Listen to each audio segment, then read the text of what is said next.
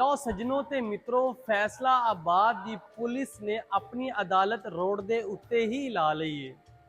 जनाब नीचे वीडियो चल रही है, पुलिस एहलकार किस तरह एक बंदे दे उत्ते तशद्दुद करदियां होया गड्डी को लैके जा रहे ने।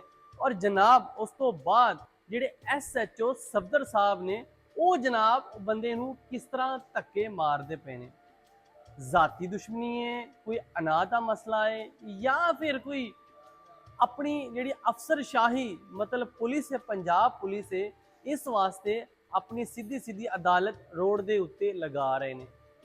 वाकया कुछ इस तरह पेश आता है कि झंग रोड नेमताबाद के इलाका मकीन जिहड़ा कि एहतजाज करने वास्ते अपने हक वास्ते रोड के उत्ते निकलते हैं। रात का टाइम होता है क्योंकि उन्होंने इलाके के सीवरेज का बहुत ज़्यादा मसला, उस वास्ते वो रोड पर आते हैं। तो जनाब थाना फैक्ट्री एरिया जिहड़ा कि उधर लगता है, जनाब फैक्ट्री एरिया का SHO समेत पूरी टीम समेत जनाब एक बंदे नूं जिहड़ा कि फड़ते हैं और उहदे ते तशद्दुद करदियां होया लैके जांदे ने अपनी गड्डी दे कोल। और यह कहते जाते हैं कि तेरे ते बड़े परचे ने, तेरे ते ये तेरे ते वो है। हालांकि वो शरीफ शहरी उहदे ते कोई परचा किसी किस्म की कोई गलबात ही नहीं है सी। उस तो बाद जनाब इत्थे गल नहीं मुकदी, एक दफ़ा उन्होंने छड़ देंगे ने, उस तो बाद फिर उत्थे थोड़ी जी गलबात होती है जनाब। फिर SHO सफदर साहब जिहड़ा कि फैक्ट्री एरिया का SHO है जनाब, वो उन्होंने धक्के मारदा है और मतलब गालन गलोच करता है जनाब। उहदे विच तुसीं जरा चेक कर लो पंजाब पुलिस का रवैया, तुसीं वेखो कि इन्हां ने अदालत अपनी रोड के उत्ते आप ही ला ली है। पहले ਜਿਹੜੇ ਜਿਹੜੇ ਮੁਲਾਜ਼ਮ ਉਹਨਾਂ ਦੇ ਕੋਲ 4-5 ਮੁਲਾਜ਼ਮ ਇੱਕ ਬੰਦੇ ਨੂੰ ਘਸੀਟਦੇ ਲੈ ਕੇ ਜਾਂਦੇ ਨੇ, ਕਹਿੰਦੇ ਨੇ ਕਿ ਤੇਰੇ ਉੱਤੇ FIR ਹੈ, ਤੇਰੇ ਉੱਤੇ ਇਹ ਤੇਰੇ ਤੇ ਉਹ। ਕੀ ਵਜ੍ਹਾ ਸੀ ਉਸ ਬੰਦੇ ਨਾਲ ਜਿਹੜਾ ਇਹਨਾਂ ਨੇ ਉਸ ਬੰਦੇ ਤੇ ਤਸ਼ੱਦੁਦ ਕੀਤਾ।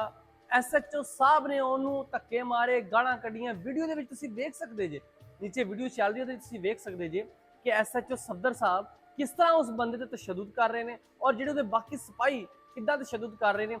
ਇਹਦਾ ਕੀ ਵਾਕਿਆ ਹੋ ਸਕਦਾ ਵਾ। लेकिन अफसोस की गल है कि पंजाब पुलिस का काम सिर्फ इन्ना वा कि जेड़ा अगर कोई मुलजम ही है वा तो उन्होंने फड़ के तुसी जनाब लै जाओ अदालत वा सजा देने वास्ते अदालत और सारे अदारे वा। लेकिन अफसोस की गल है कि पंजाब पुलिस का रवैया हाले तक नहीं बदलिया जनाब। शहरियों से तशद्दुद करना, शहरियों को मारना, फिर कहती है पुलिस सानू कहती है कि जनाब साडे ते आवाम यकीन नहीं करती, सानू चंगिया नहीं कहती। बई चंगिया तुहानू किद्दां कहण, तुहाडे करतूतां है वा तुहानू चंगिया कहणगियां। तुसी खुद वेख लो कि तुसी एक आम शहरी नू फजूल दे विच तुसी फड़ के लिया के तशद्दुद करदे और उस तो बाद छड्ड भी दिंदे जे। या तुसी लै जाओ फिर थाने लग जाओ ना, अगर उहदे ते FIR है वा तुसी छड्डिया क्यों, उहनूं छड्ड भी दिंदे ने, उत्थे फिर गल भी मुक जांदी हैगी आ जनाब। बड़े अफसोस की गल आ आला जिहड़े इहदे अफसरान आ उन्हां अगे दरखास्त आ कि जिहड़ी थोड़ी जी पंजाब पुलिस आ इन्हां नूं थोड़ा जिहा समझाओ, इन्हां नूं दसो किस तरह तुसी अपनी ड्यूटी सर अंजाम देनी।